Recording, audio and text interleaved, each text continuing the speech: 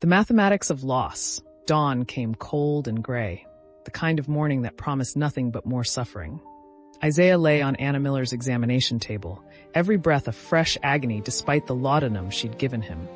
The medicine dulled the edges, but couldn't touch the core of pain that radiated from his chest with each heartbeat. "Hold still," Anna murmured, her hands gentle but firm as she wrapped fresh bandages around his ribs. "The binding will help, but thee must rest. No walking, no running, certainly no more desperate escapes through the night." Isaiah tried to smile at her attempt at lightness, but it came out as a grimace. Through the small window above the table, he could see the sky brightening from black to charcoal. Morning. Samuel and Elijah had been missing for 7 hours now. "I need to go look for them," he said, the words coming out thick around the leather strap he'd bitten during Anna's work. Anna's expression hardened. "Thee will do no such thing. Moses has already gone with Josiah. They left an hour ago, following the road back toward Willowbrook." She paused, meeting his eyes. "If thy friends were taken by the hunters, there is nothing thee can do for them now. If they are hiding, Moses and Josiah will find them. Either way, thee staying here and healing is the only sensible choice." The words were logical, practical, true. Isaiah hated every one of them.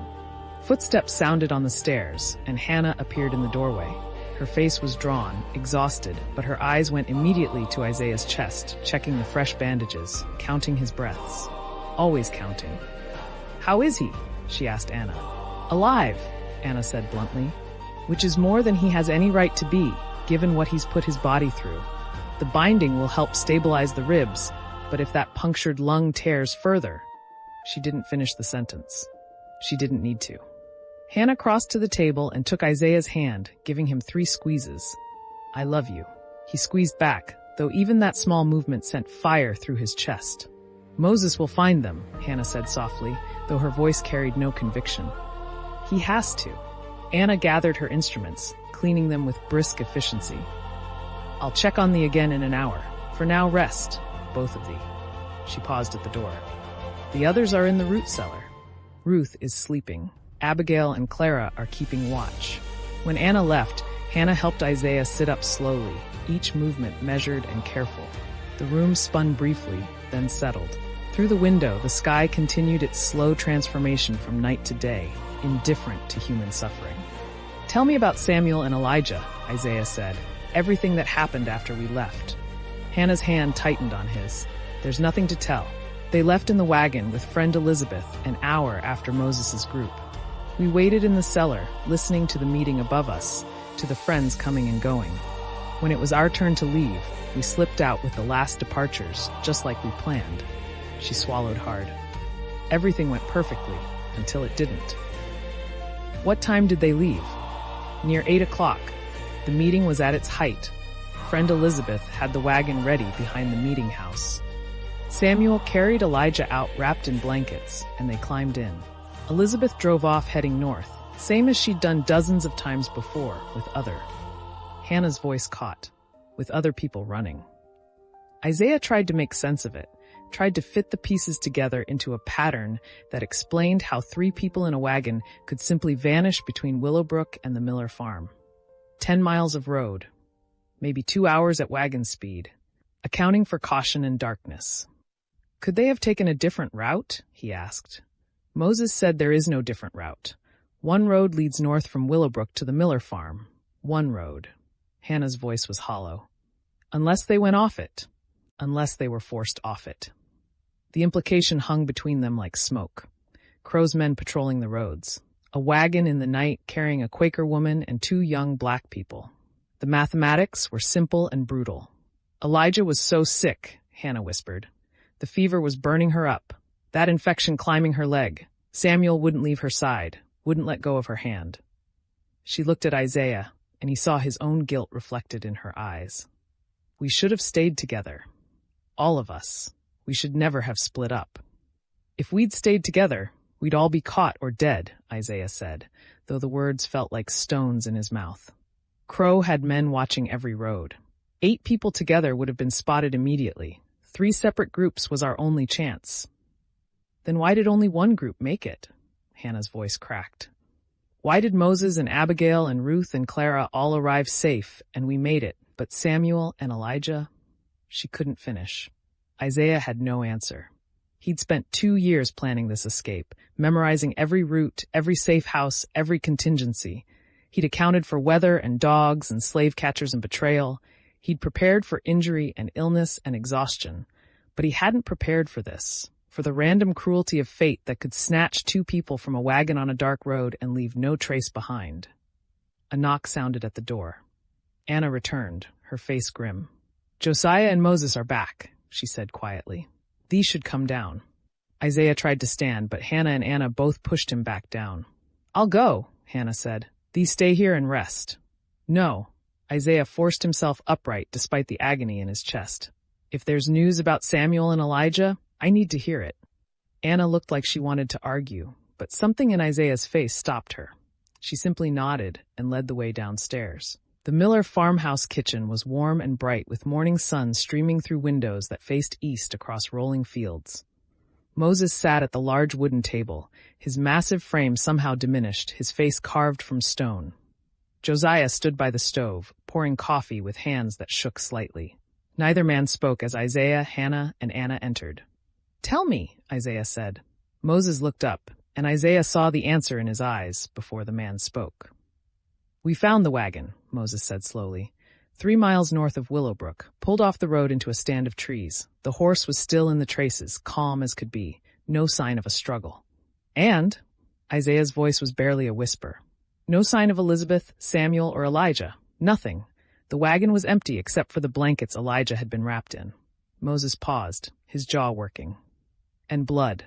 Not much, but enough to see in the wagon bed. Fresh blood. The room tilted. Hannah's hand found Isaiah's arm, steadying him. "We searched the woods around the wagon," Josiah added quietly. "Found wagon tracks leading off the road, then signs of at least 3 horses meeting them there, boot prints in the soft ground, all heading back south toward Willowbrook." "Crow," Isaiah said. The name tasted like poison. "Most likely," Josiah confirmed. "Though we saw no one on the road. If it was Crow's men, they've already taken their captives back to wherever they're holding them." Isaiah's mind raced despite the laudanum fog. 3 people captured. Friend Elizabeth would be arrested for aiding fugitive slaves, a crime that carried heavy fines and possible imprisonment. Samuel and Elijah would be returned to the Belmonts, but not before Crow made examples of them. The thought of what Crow would do to Samuel, to 14-year-old Elijah already sick with fever and infection, made Isaiah's stomach turn. "We have to go back for them," he said. Every person in the room turned to stare at him. "Brother," Moses said carefully, "thee can barely stand. Thee can't ride. Thee can't run. Thee can't fight. What exactly does thee think thee can do?" "I can think," Isaiah said fiercely. "I can plan. I got us this far, and I'm not leaving Samuel and Elijah behind." "Thee got them captured," Moses said, and the words hit like a physical blow. Moses' face immediately showed regret, but he didn't take it back. "I'm sorry, brother, but it's true. Thee planned this escape. Thee split us into groups. Thee sent Samuel and Elijah off in that wagon with Elizabeth, and now they're gone." The silence that followed was absolute. Isaiah wanted to argue, wanted to rage against the accusation, but he couldn't, because Moses was right. Every decision had been his. Every route, every timing, every risk calculated and accepted. He'd told them all, promised them all, that he would get them to freedom. And now Samuel and Elijah were in Crow's hands because of choices he'd made. "Then it's my responsibility to get them back," Isaiah said quietly. "No." Hannah's voice was sharp. "Thee will not throw thyself away on a rescue that cannot succeed. Samuel and Elijah are lost. We all knew the risks. We all agreed to split up. This is not thy fault alone." "She's right," Josiah said gently. "Friend Elizabeth knew the dangers of what she was doing. She's been conducting people on the railroad for 5 years now. She understood the price of being caught, and she chose to help anyway. As for Samuel and Elijah," he shook his head, "I grieve for them, but thee cannot save them by getting thyself killed or recaptured." "Pennsylvania is 10 miles north," Anna added. 10 miles to free soil, to safety, to the rest of thy life. Thee would throw that away to ride south into certain capture?" Isaiah looked around the room at their faces, at Moses' stony grief, at Josiah's sad wisdom, at Anna's practical concern, at Hannah's desperate fear. They were all right. Every logical argument pointed the same direction, north. Leave the captured behind. Mourn them. Survive. But logic had never been enough to quiet the voice in Isaiah's head that whispered, "You promised. You promised to get them all to freedom." "I need to think," he said finally.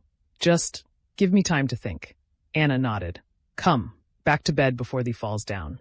Hannah helped him back upstairs, her arm around his waist, taking most of his weight. In the small room, she lowered him onto the narrow bed and sat beside him, still holding his hand. "Thee cannot go back," she said softly. "Please, Isaiah, thee cannot." "I know." The words hurt worse than his broken ribs. "I know there's nothing I can do. I know it's suicide. I know all of it." He looked at her, seeing his own anguish reflected. "But how do I live with it, Hannah? How do I cross into Pennsylvania knowing Samuel and Elijah are suffering because of my choices?" "The same way thee live with Thomas being sold to Mississippi," Hannah said quietly. "The same way thee live with Mercy drowning in that river. The same way thee will live with every person we couldn't save, every promise we couldn't keep. Thee carry it. Thee remember them, and thee keep living, because dying doesn't help them, and it destroys everyone who loves thee. 3 squeezes, I love you. 3 squeezes back, I love you too." "Samuel was so angry," Isaiah whispered. "So impatient. He wanted to run months ago, wanted to go on rage alone. I made him wait, made him follow my plan, made him trust me to get him and Elijah to freedom." His voice broke. "I failed them." "No," Hannah said fiercely. "Crow failed them. Slavery failed them. This whole cursed country failed them. But thee did not. Thee gave them a chance they never would have had otherwise. Thee taught them to hope, to plan, to believe freedom was possible. That's not failure, Isaiah. That's love." Footsteps on the stairs again. Moses appeared in the doorway, his face still grim but calmer. "We need to talk about what happens next," he said. "All of us. Josiah says we can stay here today to rest, but we should cross into Pennsylvania tonight. Crow will be searching hard after catching 3 people. He'll know there were more of us, and he'll be looking." "Tonight," Isaiah repeated. The word felt impossible. How could they cross into freedom while Samuel and Elijah remained in chains? "Tonight," Moses confirmed. "It's 10 miles to the border. We can make it in 3, maybe 4 hours if we go slow for thy sake. There's a station just across the line, a black church that shelters runaways. We'll be safe there." "And then?" Hannah asked. "And then we keep going north," Moses said simply, "to Canada, to freedom, to the life we've been running toward all this time." Isaiah closed his eyes. He could see it so clearly, the 8 of them arriving in Canada together, finding work, building lives, being free. But that vision was broken now, shattered by an empty wagon and blood in the darkness. They would be 5 now instead of 8. Moses, Abigail, Ruth, Clara, Hannah, and himself. 5 survivors out of 8 who fled. The mathematics of loss were brutal and precise. "I need to tell Abigail and Clara," Isaiah said, opening his eyes. "About Samuel and Elijah. They deserve to hear it from me." Moses nodded. "They're in the root cellar. I'll take thee down." The root cellar was cool and dark, carved into the earth beneath the farmhouse. Abigail sat against one wall with Ruth sleeping in her lap, the child's breathing soft and steady. Clara paced near the entrance, her restless energy filling the small space. Both women looked up when Isaiah appeared in the doorway, supported by Moses and Hannah. "It's Samuel and Elijah," Abigail said immediately, reading their faces. "Something happened." Isaiah told them everything.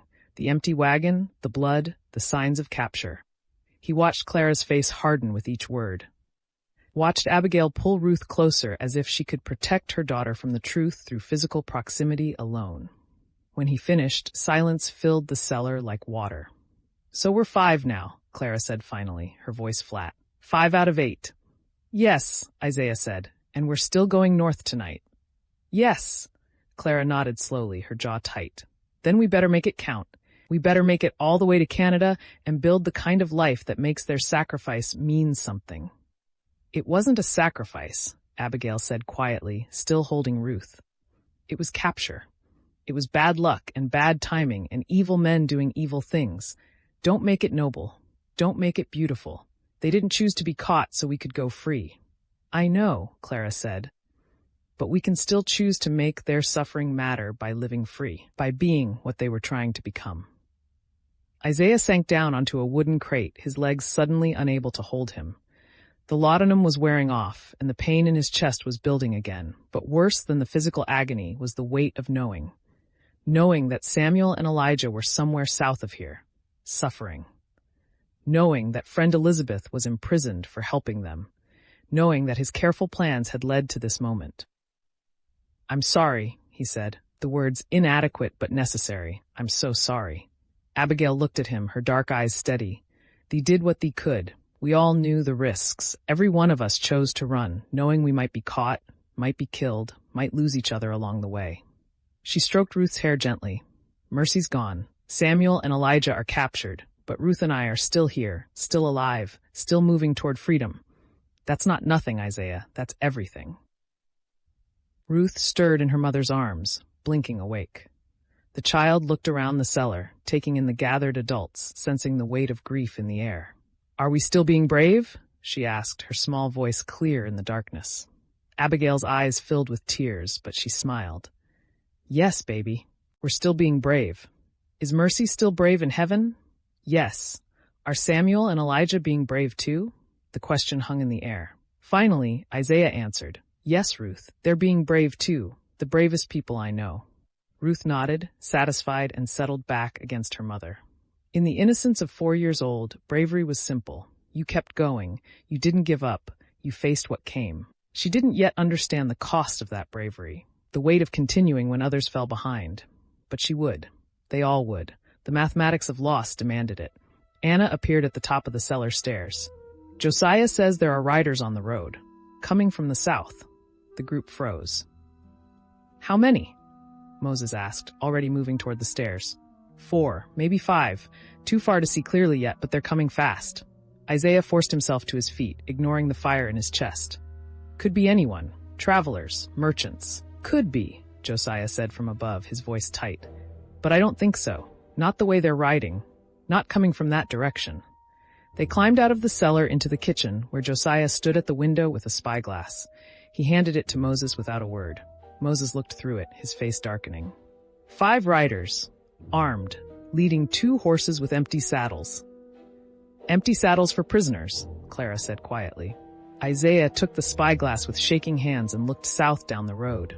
5 men on horseback, riding hard. Even at this distance, he could see the rifles slung across their backs, the grim purpose in their posture. They were hunters, and they were coming here. "They tracked Moses and Josiah back from the wagon," Hannah said. "They followed the trail straight to this farm." "Then they know we're here," Abigail said, pulling Ruth close. "They suspect," Josiah corrected. "But suspicion isn't proof. Anna, get them back in the cellar. I'll handle this." "He can't face 5 armed men alone," Anna protested. "I won't be alone. Moses will be here, working in the barn as he's been doing all morning. A hired hand, nothing more." Josiah looked at Moses. "Can he play that part?" "I can play any part that keeps these people alive," Moses said. "Then everyone else, into the cellar. Now." They moved quickly, Isaiah supported by Hannah and Clara, Abigail carrying Ruth. The cellar felt smaller than before, the darkness more oppressive. Above them, they heard Josiah's boots crossing the floor, heard the door open, heard voices. Josiah's calm and measured, another man's sharp and demanding. "We're looking for fugitive slaves," the stranger said. 8 of them fled from the Belmont Plantation near Charleston. We have reason to believe they came through here." "I've seen no fugitives," Josiah replied. "Just my wife and myself, and Moses there working in the barn. Thee is welcome to search the property if thee wishes, but thee will find nothing." "We'll search," the man said, "and if we find you've been harboring runaways, you'll hang for it." Footsteps crossed the floor above. Doors opened and slammed. Boots climbed stairs. The fugitives huddled in the darkness below, barely breathing, listening to their fate being decided by men who saw them as property rather than people. Ruth pressed her face against her mother's shoulder, silent and still. Clara's hand found Isaiah's in the darkness and gripped it tight. Hannah's other hand rested on Isaiah's chest, feeling his heartbeat, counting his breaths, anchoring him to life. The search seemed to last forever. Finally, the boots returned to the kitchen. "Nothing," one of the hunters admitted. But we'll be watching this place. If any runaways show up here, we'll know. Thee is welcome to watch, Josiah said calmly, but thee will see nothing but honest farming. The door closed. Hoofbeats faded south. Still, no one in the cellar moved. They waited in the darkness, counting minutes, until finally Josiah's voice came from above. They're gone, for now. Isaiah let out a breath he hadn't known he was holding. Pennsylvania was 10 miles north. Freedom was 10 miles north, but between here and there lay 5 armed men who knew fugitives were in the area, who would be watching every road, every path, every possible route north. The mathematics had shifted again. The equation of survival had gained new variables, new complications. But the answer remained the same. Keep moving. Keep living. Keep hoping. Because the alternative was unthinkable. As night fell over the Miller farm, Isaiah stood at the window of the upstairs room, looking north toward the invisible line that separated slavery from freedom. 10 miles. A few hours' walk for healthy people. An eternity for someone with broken ribs and a punctured lung. But he would make it. They all would. Because Samuel and Elijah and friend Elizabeth were suffering so they could be free, and Mercy had died so they could be free, and Thomas had been sold to Mississippi so they could be free. The mathematics of loss were brutal and precise, but they pointed in only one direction, forward. Always forward. Toward the life they'd been promised, the freedom they'd been denied, the future they would build with their own hands on free soil. 10 miles to go, 10 miles to freedom. 10 miles to whatever came next. Thanks for watching our stories. Don't forget to like and subscribe for more epic adventures. Thanks for watching our stories. Don't forget to like and subscribe for more epic adventures.